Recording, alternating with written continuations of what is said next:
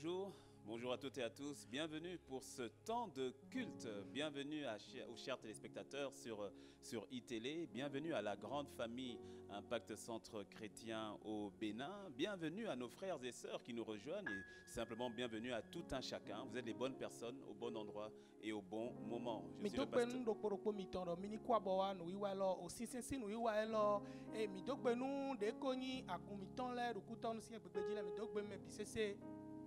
Je suis le pasteur Teddy donc de l'église Impact Centre Chrétien au Bénin. Et ensemble, nous allons avoir un magnifique moment dans la présence de Dieu. La Bible dit qu'une heure dans ses parvis vaut mieux que 1000 ailleurs.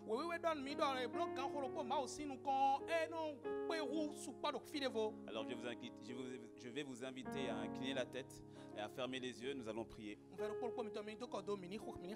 nous te rendons grâce, nous te disons merci. Merci pour ce temps et ce moment. Merci pour cette journée, Seigneur. C'est la journée que tu as faite et je me réjouirai en elle.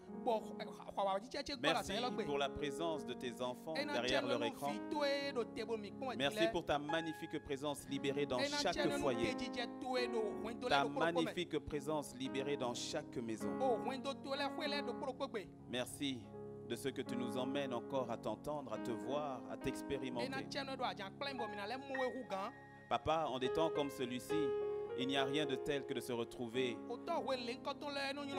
dans tes bras, dans ta présence, là où il y a ta force, ta paix, ton amour, ta grâce, ta faveur libérée.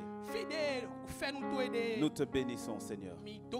Inspire ce temps, inspire ce moment, les pensées de nos cœurs, toute parole qui sortira de nos bouches. Que le nom de Christ Jésus soit élevé. Que le nom de Christ Jésus soit adoré. Et que le nom de Christ Seigneur Jésus soit simplement magnifié. Nous bénissons ton nom. Dans le nom de Jésus. Amen, amen.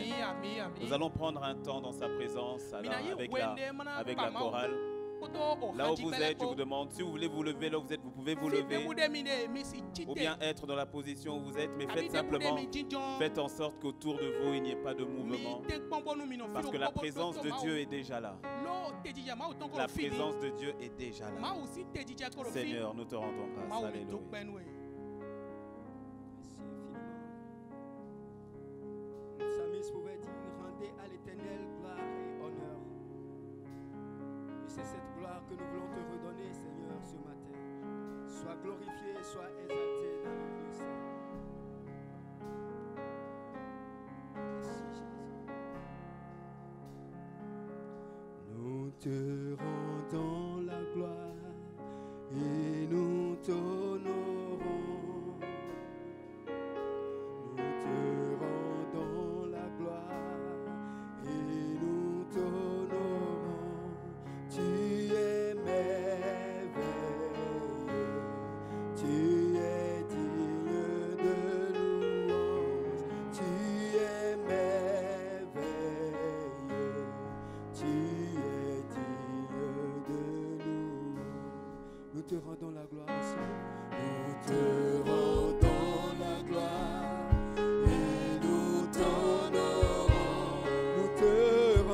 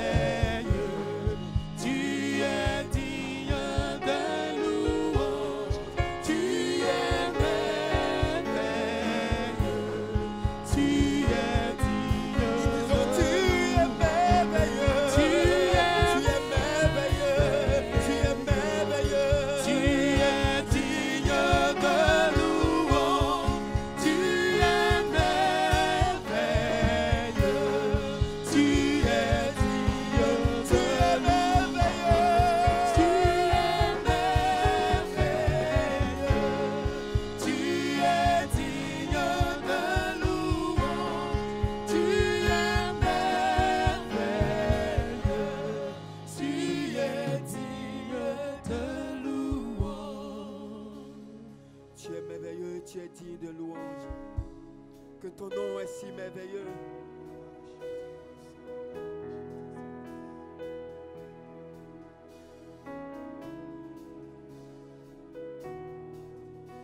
Le nom de Jésus. Tu étais là dès la création, Fils unique du Dieu très haut.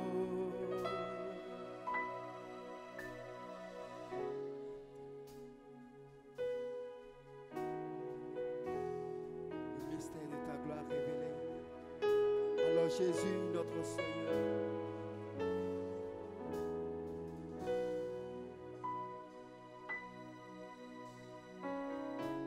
tu étais là dès la création, Fils unique du Dieu très haut.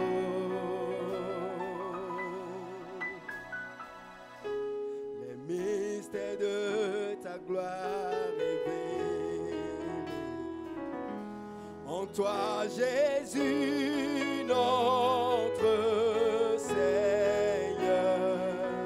que ton nom est si merveilleux, que ton nom est si merveilleux, le nom de Jésus Christ mon roi.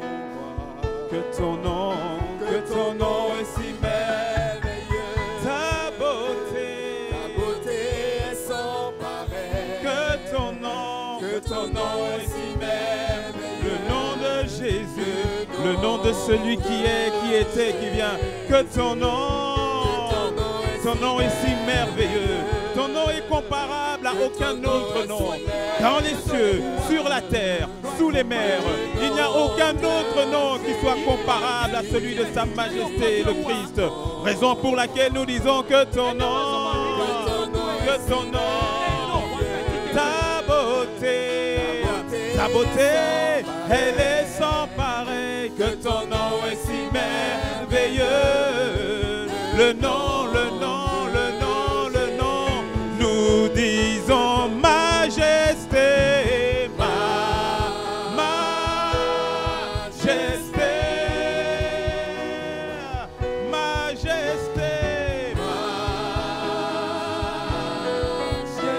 ta grâce m'a prise telle que je suis, sans valeur devant les hommes, mais pour toi, une perle de prix. Alors je dirai que ton nom est si merveilleux, que ton nom est si merveilleux.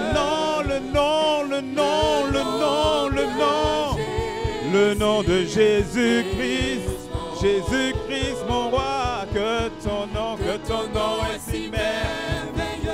Ta beauté est sans pareil. Que ton nom est si merveilleux.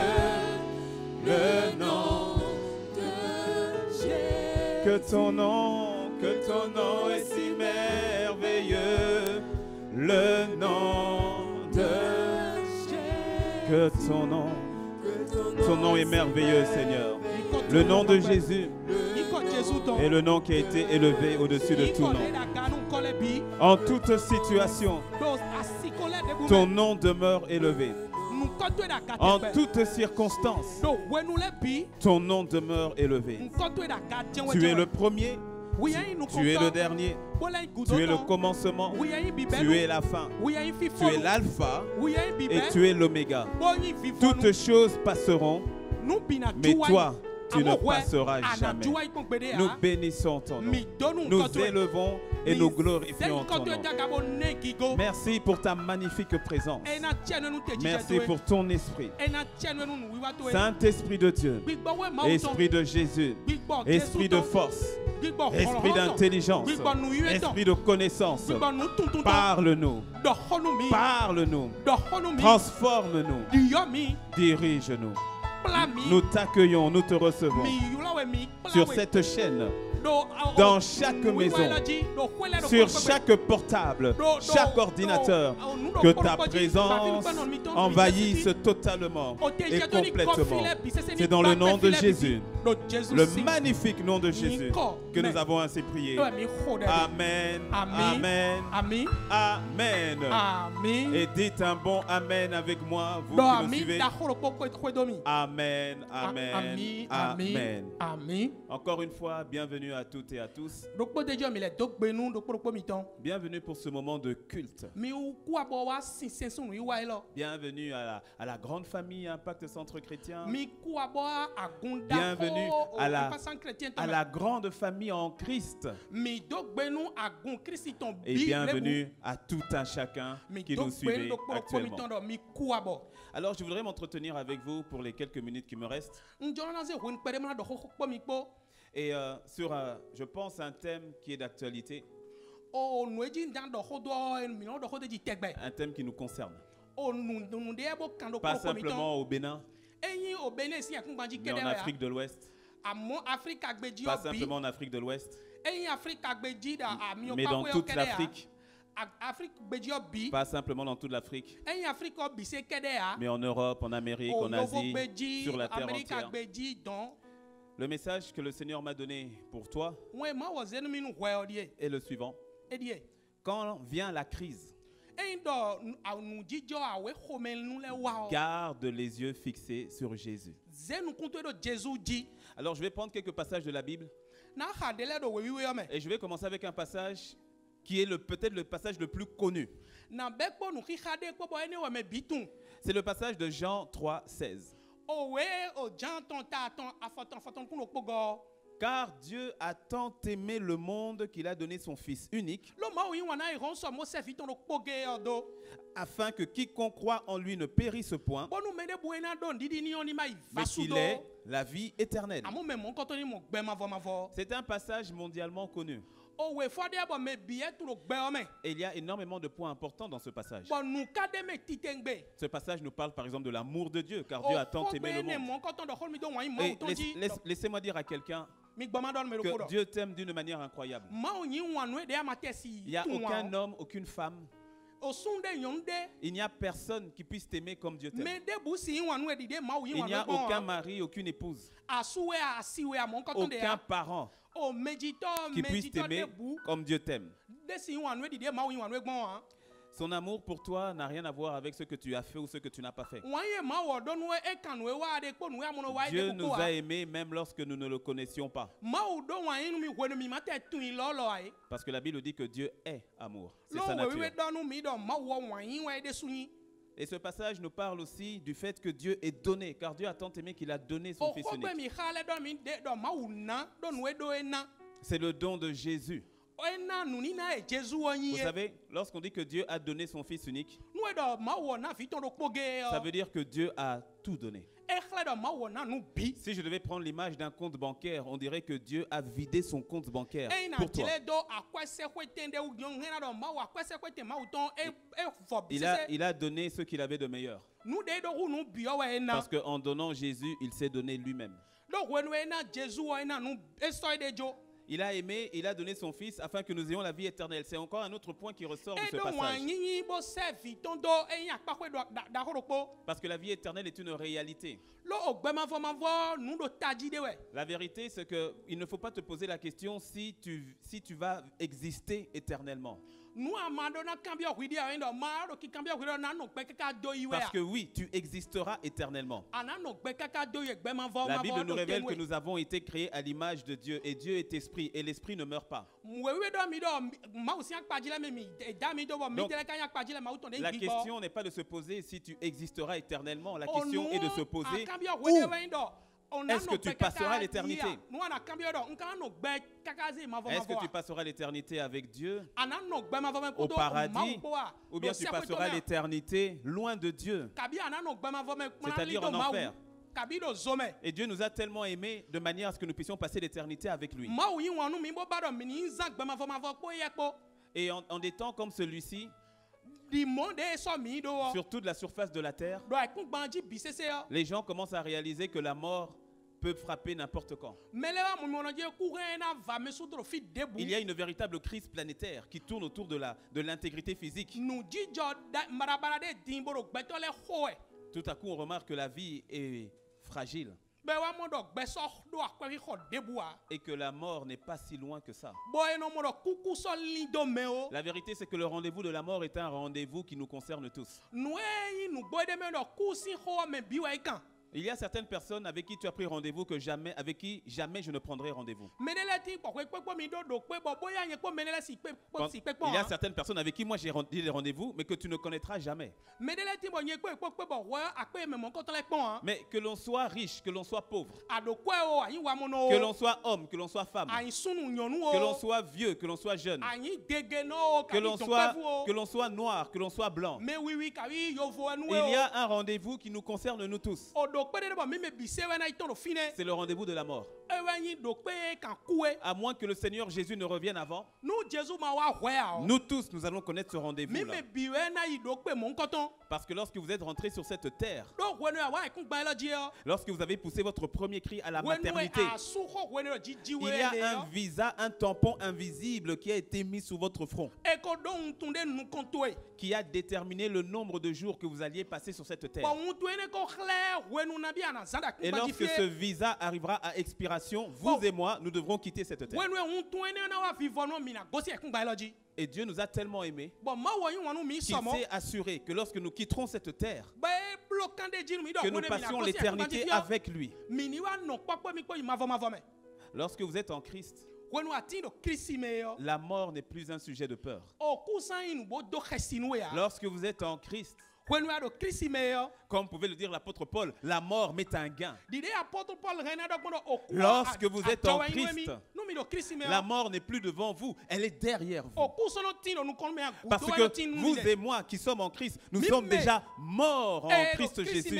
Et si nous vivons, ce n'est plus nous qui vivons, mais c'est le Christ en nous, parce que nous sommes ressuscités avec lui. Et à cela, tu peux dire un bon amen. Dans une situation comme celle-ci, il y a une véritable joie en nous. Cette joie provient du fait que nous sommes en Christ. Dans une situation comme celle-ci, il y a une véritable paix en nous. Cette paix est une paix qui surpasse toute intelligence et qui provient du fait que nous sommes en Christ. En cette situation, il y a une espérance que le monde ne peut pas nous donner. Cette espérance, elle ne provient pas de la religion. Cette espérance, elle ne provient pas des pratiques dites religieuses. Cette espérance, elle ne provient même pas du fait d'aller à l'église. Cette espérance, elle provient du fait de la communion et de l'intimité que nous avons avec le Fils de Dieu, Jésus-Christ. Dites-moi un bon amen. Criez plus fort un bon amen. D'ici, je peux vous entendre. Dites encore un bon amen. J'ai entendu le amen. Alors vous voyez le passage de Jean 3,16. C'est le Seigneur Jésus qui parle. Et si vous voulez bien comprendre un passage, prenez le texte dans son contexte. Et lorsqu'on remonte un peu plus haut, les versets 14 et les versets 15, voici ce que dit le Seigneur Jésus. Le Seigneur dit: et comme Moïse éleva le serpent dans le désert, il faut de même que le Fils de l'homme soit élevé, afin que quiconque croit en lui ait la vie éternelle. Alors, de quoi est-ce que le Seigneur Jésus parle? À quoi fait-il allusion lorsqu'il parle du serpent d'airain dans le désert? Pour bien comprendre ce que le Seigneur est en train de dire, allons dans le livre de Nombre 21, du chapitre 4 du verset 4 au verset 9. Le contexte est le suivant. Le peuple de Dieu, le peuple choisi de Dieu, venait d'être libéré, délivré de l'esclavage d'Égypte. Et c'est Moïse qui les conduisait. Et donc ils se sont maintenant retrouvés dans le désert. Ils étaient censés sortir plus tôt du désert, mais le séjour dans le désert s'est prolongé. Et donc, Nombre 21, verset 4. Ils partirent de la montagne de Hor par le chemin de la mer Rouge pour contourner le pays d'Édom. Le peuple s'impatienta en route et parla contre Dieu et contre Moïse. Pourquoi nous avez-vous fait monter hors d'Égypte pour que nous mourions dans le désert? Car il n'y a point de pain et il n'y a point d'eau et notre âme est dégoûtée de cette misérable nourriture. Alors l'Éternel envoya contre le peuple des serpents brûlants. Ils mordirent le peuple et il mourut beaucoup de gens en Israël. Verset 7. Le peuple vint à Moïse et dit: nous avons péché, car nous avons parlé contre l'Éternel et contre toi. Prie l'Éternel afin qu'il éloigne de nous ces serpents. Moïse pria pour le peuple. L'Éternel dit à Moïse: fais-toi un serpent brûlant, ou encore un serpent d'airain, et place-le sur une perche. Quiconque aura été mordu et le regardera conservera la vie. Verset 9. Moïse fit un serpent d'airain et le plaça sur une perche.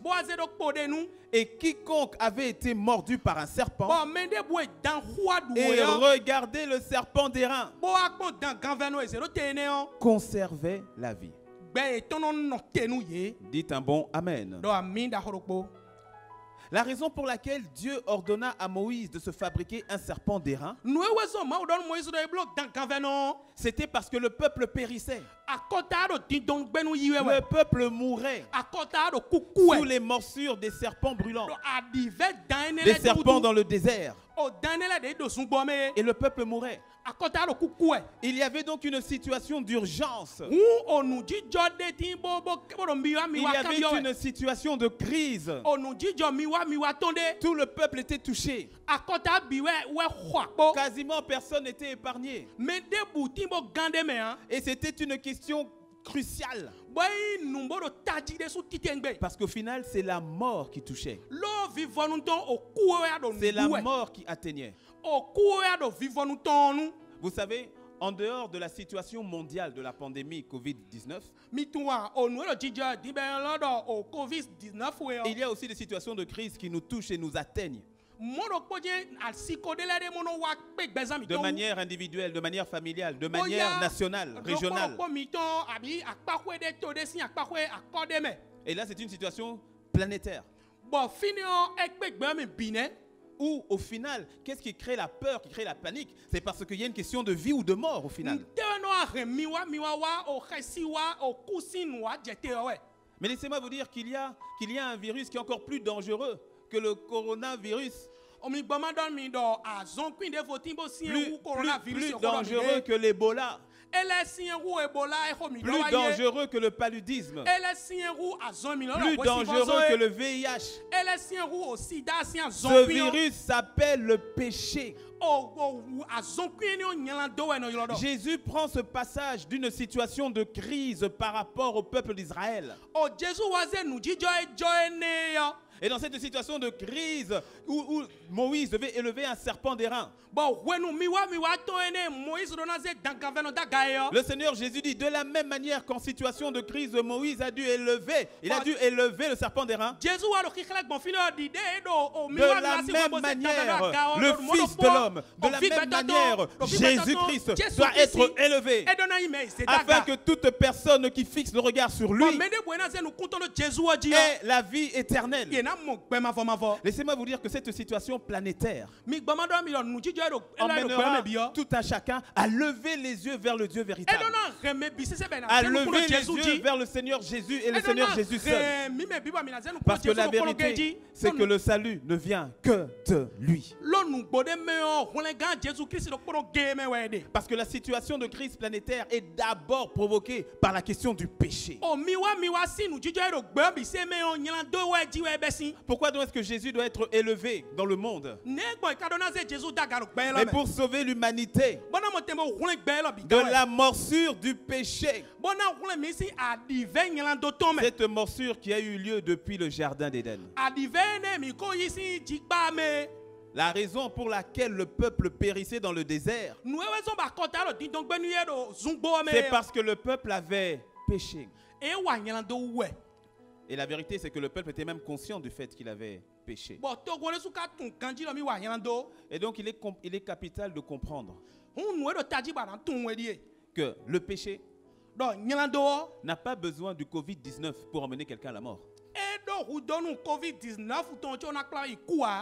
Le péché, d'une manière ou d'une autre, conduit à la mort, car il est écrit, le salaire du péché, c'est la mort.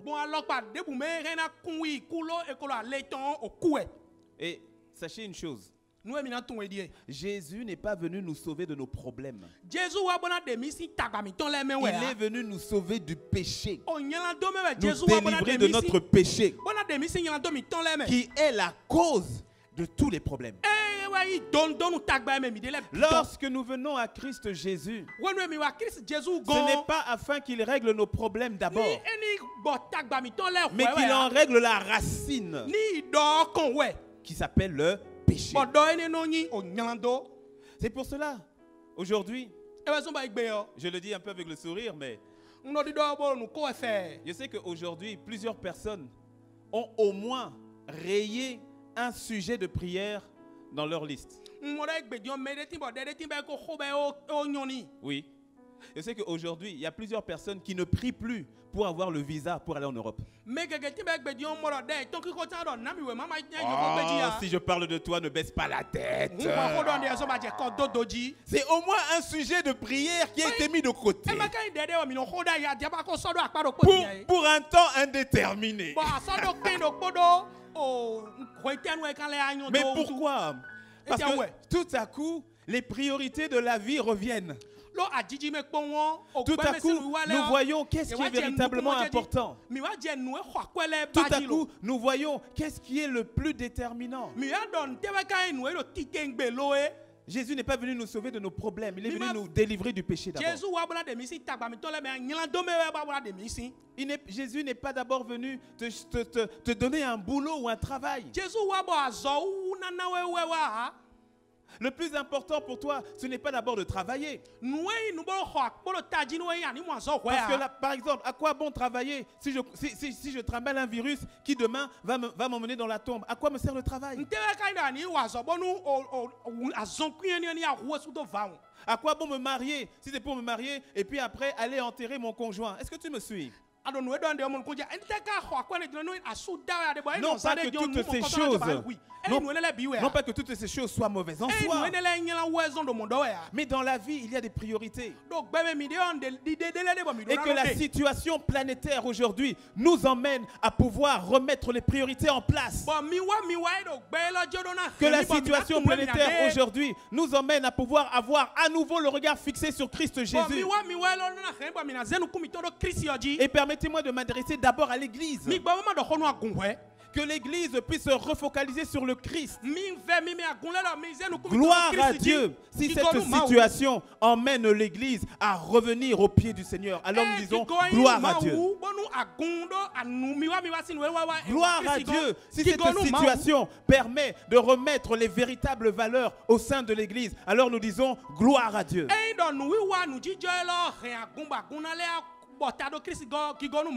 Gloire à Dieu. Si cette situation permet de redonner la valeur aux relations, aux familles, que l'amour de la famille revienne, alors nous disons gloire à Dieu.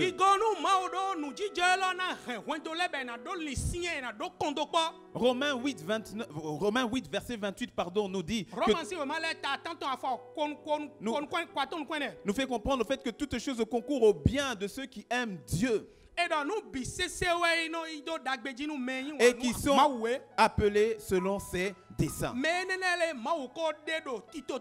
Si cette situation ramène le cœur de l'église auprès du Père, alors nous disons gloire à Dieu.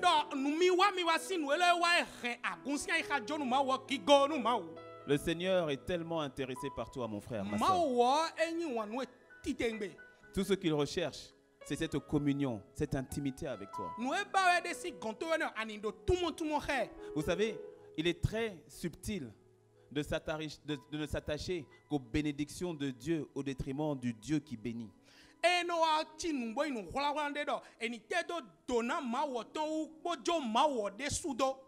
Et même pour ceux qui servent Dieu. Pour les serviteurs de Dieu. Il est tellement subtil de s'attacher à l'œuvre du maître au détriment du maître de l'œuvre.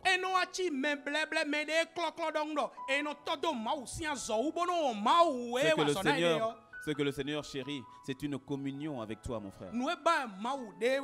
C'est que tu l'aimes pour qui il est.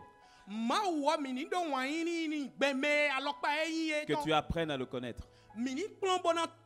Que tu apprennes à l'aimer. À demeurer attaché à lui. C'est le cœur de Dieu. C'est le cœur du Seigneur pour toi et pour moi. J'ai constaté avec effroi que certaines personnes se disent enfants de Dieu, vont à l'église, mais à vrai dire, n'ont jamais véritablement rencontré le Dieu qu'ils disent aimer. Certaines personnes vont venir à Dieu en espérant de lui qu'il puisse simplement faire d'eux une meilleure version d'eux-mêmes. La vérité, c'est que le Seigneur ne veut pas simplement ajouter dans ta vie. Non, ce qu'il fait, c'est qu'il transforme toute ta vie. Le Seigneur Jésus n'est pas comme un féticheur que l'on va consulter quand on a un problème pour avoir une solution.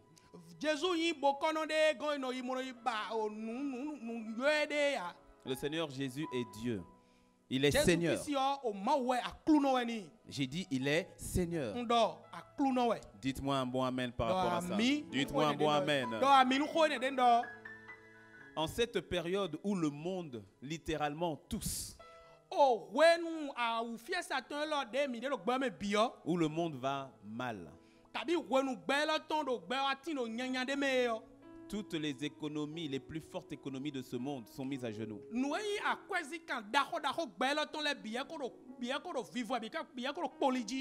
Tous les milliards de dollars dépensés dans les armes nucléaires n'arrivent pas à atteindre ce virus qui est invisible.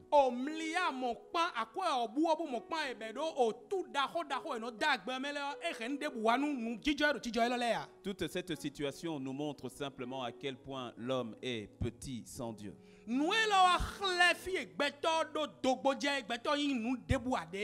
Toute cette situation nous démontre à quel point Dieu est élevé au-dessus de toute situation. Elle nous démontre, cette pandémie, à quel point la vie est fragile. Et à quel point la vie véritable n'est qu'en Dieu lui-même au travers de son Fils Jésus. Mais pour vous qui faites confiance à Christ,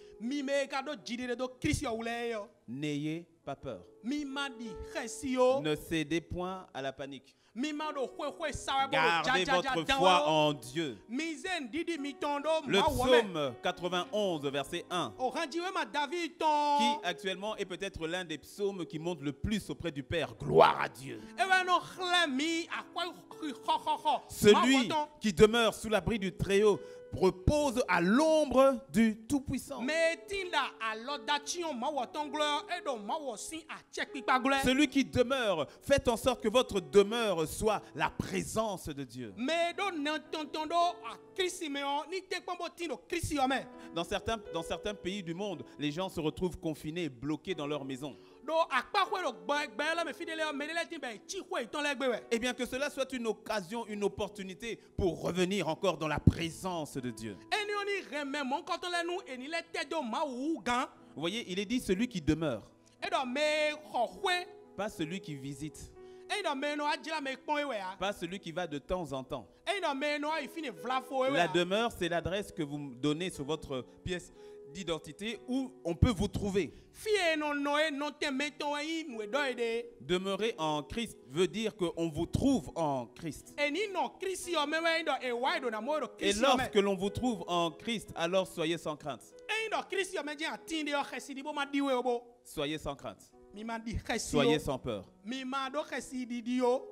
Si vous êtes plusieurs là où vous êtes, dis à ton voisin, n'aie pas peur.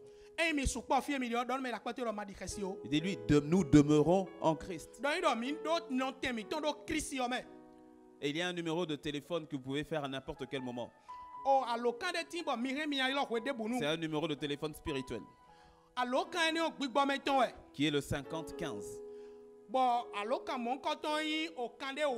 encore le psaume 50, verset 15. Invoque-moi au jour de la détresse. Je te délivrerai et tu me glorifieras. Je te délivrerai et tu me glorifieras.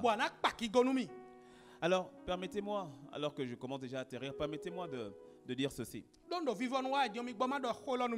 Pour nous, Église, nous devons avoir la sagesse et l'intelligence spirituelle dans des temps comme ceci. Pour comprendre et saisir ce que Dieu fait. Pour comprendre et saisir ce que Dieu permet. Nous sommes dans les temps de la fin. La vérité, c'est qu'en tant qu'Église, nous ne sommes pas surpris. Quand je parle de l'Église, je parle de toi, je parle de moi, nous tous qui avons Christ Jésus en nous. Parce que le Seigneur Jésus avait annoncé ces temps-ci. Il avait annoncé. Il avait prophétisé sur ces temps-ci. Et nous devons avoir une lecture des événements qui est une lecture selon les prophéties et selon les paroles de notre Seigneur. Église, le temps n'est plus aux choses secondaires et tertiaires.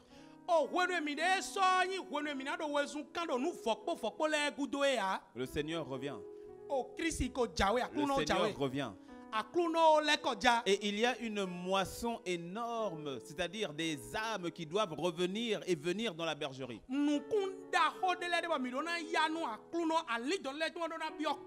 Alors je m'adresse à toi, Église.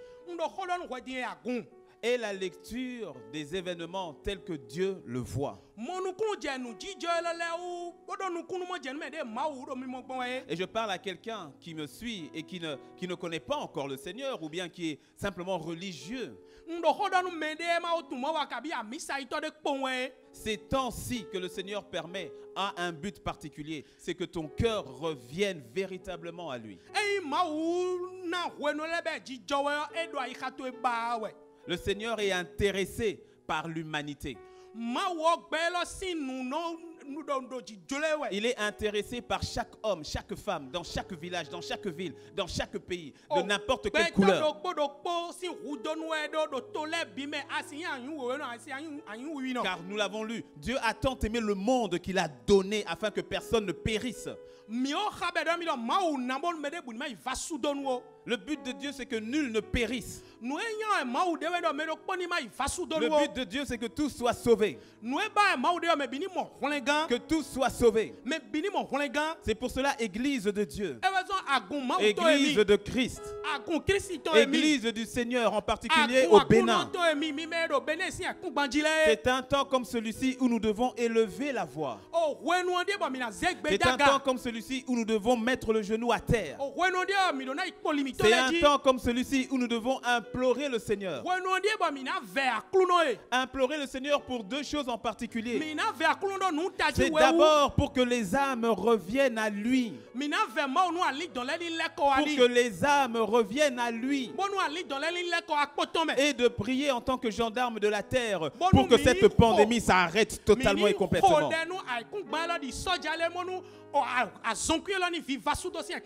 L'Église est la seule agence spirituelle qui a une autorité sur cette terre pour agir au nom du royaume des cieux. Et nous avons cette responsabilité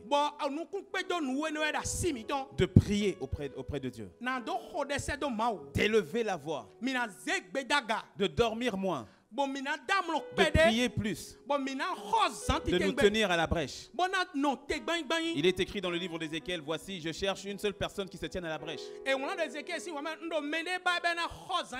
Qui se tienne à la brèche en faveur du pays. Une seule personne qui se tienne à la brèche en faveur du pays. Mais si 50, 100 personnes, 1000 personnes, au-delà, des milliers de personnes, enfants de Dieu disent, Seigneur, je me tiens à la brèche. Je me tiens à la brèche. Et que ensemble, nous décidions de prier. De prier pour notre pays. De prier pour le Bénin. De prier pour l'Afrique de l'Ouest. De prier pour toute l'Afrique. De prier pour l'Europe, pour les États-Unis, pour les Amériques, pour l'Asie, pour la Chine, pour l'Australie, l'Océanie. Et qu'ensemble, nous faisions monter d'un seul cœur des prières vers le Seigneur. Nous avons cette certitude que le Seigneur agira. Mais écoutez, il ne s'agit pas de prier simplement pour que la pandémie s'arrête. Mais c'est de prier pour qu'elle s'arrête, mais qu'au travers de cela, que les cœurs reviennent à Dieu. Que les âmes reviennent à Dieu. Que les familles reviennent au Seigneur. Que la restauration ne soit pas qu'une restauration sanitaire. Que ce ne soit pas qu'une restauration physique. Mais qu'elle soit surtout une restauration spirituelle. Une restauration spirituelle. N'ayez pas peur. Gardez la foi. Le combat est spirituel. Les mesures, elles, sont naturelles. Je voudrais terminer en encourageant toutes les églises, en l'occurrence nos églises Impact Centre Chrétien, mais au fait toutes les églises au Bénin.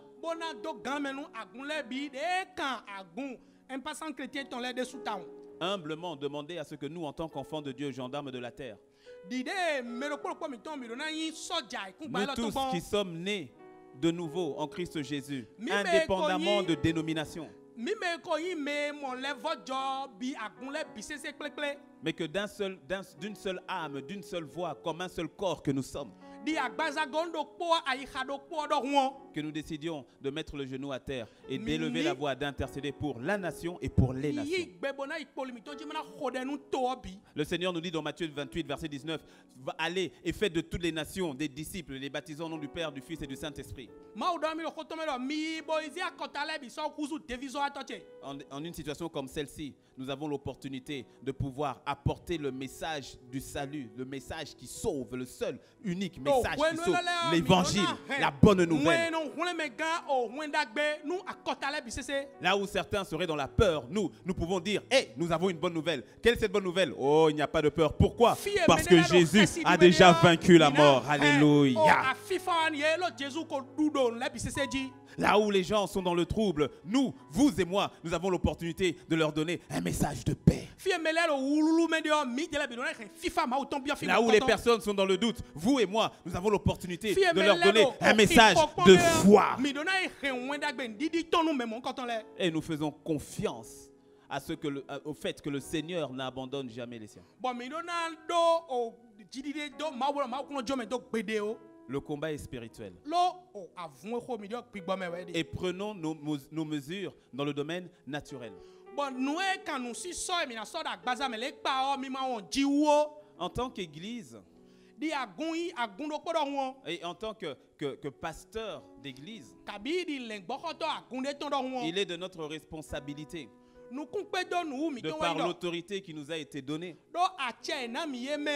de faire en sorte que toutes les personnes qui sont sous notre autorité puissent être prises au soin, ou encore de faire en sorte de prendre soin de toutes les personnes qui nous écoutent. Nous combattons dans la prière et nous prenons des mesures dans le plan naturel. Ne soyons pas de ceux-là qui confondent la foi et la présomption.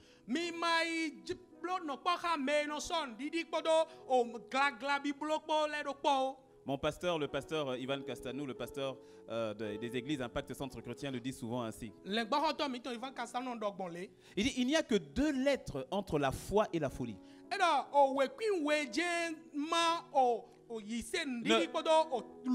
Ne confondons pas foi et folie, ou encore foi et présomption. Parce que sans s'en rendre compte, ce serait jouer le jeu de l'ennemi. Il y a des mesures sanitaires et de bon sens que nous devons d'appliquer. Le fait de se laver les mains, par exemple, régulièrement avec du savon, du gel, ou bien avec du gel hydroalcoolique, avec du savon, de l'eau. D'éviter les accolades, les embrassades, les contacts à proximité, de tenir une distance de 1 mètre au moins. Le fait de ne pas tousser dans les mains, mais de tousser, d'éternuer dans votre coude. Autant de mesures qui ont été prises par différents gouvernements, dont le nôtre aussi.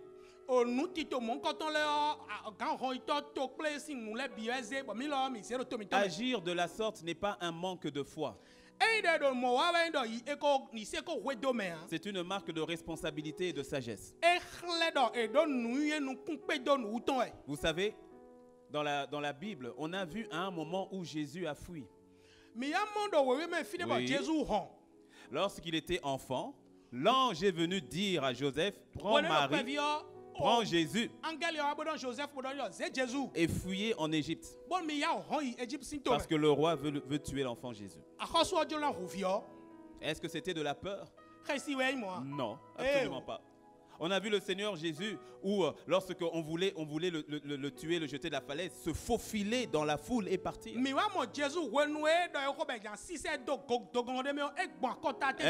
Est-ce un manque de foi? Absolument pas. Rappelez-vous Matthieu 4, Luc 4. Dans le désert, Satan est venu et a dit à Jésus, il a pris et il a élevé sur le temple. Et il lui a dit, jette-toi. Car il est écrit qu'il enverra ses anges. Ils te soulèveront de manière à ce que ton pied ne heurte pas la pierre. Et Jésus a répondu. Il a dit, il est aussi écrit, tu ne tenteras pas l'Éternel ton Dieu. Ce n'est pas parce que dans la Bible il est écrit que vous boirez d'un breuvage mortel et il ne fera aucun mal, dans Marc 16, que tu vas partir prendre de l'acide, prendre du poison, boire en disant il est écrit, vous prendrez un breuvage mortel, il ne fera aucun mal. Si tu le fais, tu vas rejoindre le Seigneur Jésus avant l'heure. Nous ne sommes pas dans la présomption, nous sommes dans la foi. Il y a cette histoire dans une église en Corée du Sud. Dans cette église en Corée du Sud, il y a eu des jeunes filles qui sont parties en mode pique-nique de l'autre côté de la rivière. Et ensuite, il y a eu une forte pluie, une très très forte pluie. Et ensuite, lorsqu'elles voulaient revenir, elles ne pouvaient plus revenir parce que la rivière avait débordé. Donc, elles étaient obligées d'attendre, au fait, parce que la rivière avait débordé.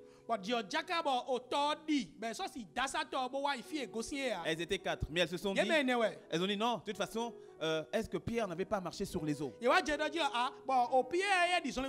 Pierre avait marché sur les eaux. Donc, nous aussi, nous allons marcher sur les eaux. Et donc, elles ont prié, elles ont dit, allons-y, Pierre a marché sur les eaux. Nous aussi, nous allons y aller. Elles sont parties sur les eaux de la rivière et la rivière les a emportées. Ça a fait un tollé dans la ville en Corée du Sud en disant, ah ben voilà les hérésies de la Bible, voilà. Et c'était des jeunes filles, elles n'avaient pas à peine 20 ans et elles ont cru à ce que dit la Bible et voilà, elles ont été emportées. Et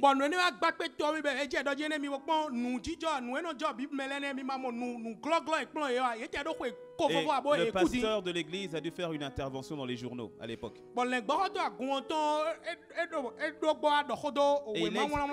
Et je fais le résumé de son intervention en disant ceci. Il a dit, Pierre n'avait pas marché sur les eaux. Pierre a marché sur la parole de Jésus qui a dit à Pierre, viens. Jésus a dit à Pierre, viens. Et quand Jésus a dit à Pierre, viens, et que Pierre est venu, les eaux ont entendu la voix du Créateur, elles se sont stabilisées. Pierre n'a pas marché sur les eaux, il a marché sur la parole. Car la foi vient de ce qu'on entend Dieu nous parler. Mais la foi n'est pas là pour tenter Dieu ou bien simplement pour se pavaner devant les autres.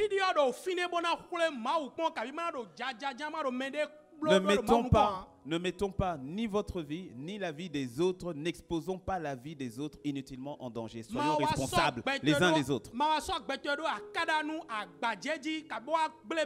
En sachant que cette pandémie va passer dans le nom de Jésus. Parce que ce virus qui vient de l'enfer sera séché à la racine par l'autorité du nom de Jésus et par le sang de Jésus. Dites-moi un bon amen. Voilà. Vous savez qu'il y a eu, je l'ai dit tout à l'heure, dans certains pays, il y a le confinement. Mais est-ce que vous savez que le premier confinement, on le retrouve déjà dans la Bible, dans Exode? Lorsque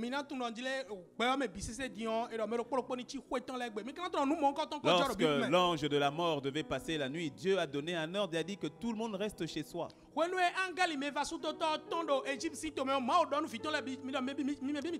vous promets qu'à ce moment-là, si quelqu'un était sorti en disant moi j'ai foi en l'Éternel, il aurait été touché. Mon point est le suivant. En temps de crise, gardons les yeux sur Jésus. Gardons les yeux sur lui, sur sa parole, sans aucune peur, sans aucune crainte, avec force et avec sagesse. Mon dernier passage, 2 Timothée 1, verset 7 nous dit ceci. Nous n'avons pas reçu un esprit de timidité ou encore un esprit de crainte ou encore un esprit de peur. Mais nous avons reçu un esprit de force. Je prie que la force soit votre partage dans le nom de Jésus. Nous avons reçu un esprit d'amour. Je prie que l'amour de Dieu et que l'amour pour les autres soit votre partage dans le nom de Jésus. Et nous avons reçu un esprit de sagesse. Je prie que l'esprit de sagesse soit votre partage dans le nom de Christ Jésus. Qu'il soit votre partage dans le nom de Jésus. Je vais vous inviter à incliner la tête, à fermer les yeux avec moi. Si vous voulez vous lever là où vous êtes, vous pouvez aussi vous lever là où vous êtes. Je vais prier. Seigneur, merci. Seigneur, je te dis merci, je te rends grâce. Je te rends grâce pour ta bonté. Je te rends grâce pour ton amour. Je te rends grâce, Seigneur, que dans des temps comme ceux-ci, tu nous donnes d'être attachés à toi. Dans des temps comme ceux-ci, il y a une paix en nous qui surpasse toute intelligence. Ce type de paix que le monde ne peut pas donner. Selon que tu l'as dit, voici, je vous donne ma paix, je vous laisse ma paix. Non pas comme le monde la donne, mais comme moi je la donne. Alors Seigneur, merci. Nos cœurs sont gardés en toi. Ta paix est notre partage. Ta joie est notre partage. Ton salut est notre partage. Ta protection est notre partage. Ton sang, Seigneur, nous garde tous. Seigneur, nous libérons, Seigneur, cette parole dans ton église. Je prie pour ton église, Impact Centre Chrétien au Bénin. Je prie, Seigneur, pour ton église, Corps de Christ ici au Bénin. Je prie, Seigneur, pour tout Béninois et pour toute Béninoise au Bénin. Chaque téléspectateur qui entend le son de ma voix, que ta main, Seigneur, la localise. Seigneur, je prie pour la personne qui avait été touchée, pour la personne qui était malade. Seigneur, je prie que ta main la guérisse là où elle se trouve. Et je ne parle pas simplement de la maladie Covid-19. Seigneur, je parle de tout type de maladie. De celui qui avait le diabète, de celui qui avait le VIH, de celui, Seigneur, qui avait été piqué par la maladie du paludisme, par la maladie de l'asthme, par la maladie de la sinusite. Seigneur, toutes les maladies qui avaient piqué mon frère, ma soeur qui t'entend maintenant, je libère ta parole de guérison. Je libère ta parole de puissance. Seigneur, localise mon frère, localise ma soeur dans le nom de Christ Jésus pour une guérison totale, complète maintenant, dans le nom de Jésus. Par tes meurtrissures, nous avons été guéris. Alors Seigneur, localise mon frère, localise ma soeur. Sois guéri dans le nom de Jésus. Reçois ta guérison dans le nom de Christ Jésus. Seigneur, merci pour les cœurs qui sont en toi. Pour la paix que tu maintiens. Seigneur, merci. Seigneur, merci. Alléluia. Et juste avant que nous puissions terminer, il y a peut-être quelqu'un qui me suit actuellement. Et tu n'as jamais donné ta vie à Jésus. Je ne te parle pas du fait d'aller à l'église. Je ne te parle pas du fait d'avoir été baptisé quand tu étais enfant. Je ne te parle pas du fait d'être catholique, évangélique, pentecôtiste, céleste, vaudounan, musulman. Je ne te parle pas de tout ça. Je te pose la question, si tu devais mourir aujourd'hui, as-tu l'assurance que tu pourrais te présenter devant Dieu et qu'il t'accepterait dans son royaume? Parce que ce ne sont pas tes œuvres qui te donnent accès à Dieu.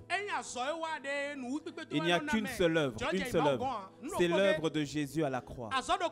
Il a pris notre péché à la croix afin que toi et moi, en ayant foi en lui, nous soyons pardonnés, purifiés, acceptés.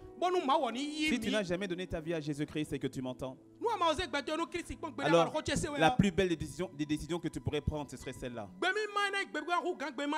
Et si tel est ton cas, je voudrais que tu fasses cette prière avec moi. Répète simplement après moi. Dis, Seigneur Jésus, je te demande pardon pour tous mes péchés. J'ai entendu ta parole et aujourd'hui, je viens à toi. Prends ma vie, Seigneur. Toute ma vie. Je dis non à la vie du passé. Et je dis oui à ta vie. Conduis-moi, Seigneur. Dirige ma vie, Seigneur. Transforme ma vie, Seigneur. Je m'en remets à toi. Je te dis merci. Parce qu'aujourd'hui, je suis pardonné. Aujourd'hui, je deviens enfant de Dieu. Aujourd'hui, je t'appartiens. Merci, Seigneur. Je t'aime, Seigneur. Alléluia. Seigneur, merci pour mon frère, pour ma soeur qui vient de faire cette prière. Je la recommande à ta grâce. À ta grâce. Ce que tu as commencé, tu l'achèves parfaitement. Merci pour la joie qu'il y a dans le ciel. Lorsqu'une seule âme revient à toi. Mon frère, ma soeur, c'est la plus belle des décisions que tu aies prises. Nous voulons prier pour toi et avec toi. Je t'invite à nous contacter au 67 70 90 09. 67 70 90 09, le numéro s'affiche. Ou encore au 98 90 98 68. 98 90 98 68. Je suis heureux d'avoir pu passer ce moment avec vous. Et je crois que par la grâce de Dieu, que nous nous retrouverons dimanche prochain, même horaire, à 8h, à la grande famille Impact du Centre Chrétien au Bénin. Que le Seigneur vous bénisse. À la grande famille de Christ, on est véritablement ensemble. À très bientôt, chers téléspectateurs sur iTélé. Que le Seigneur vous bénisse et excellente semaine dans le Seigneur.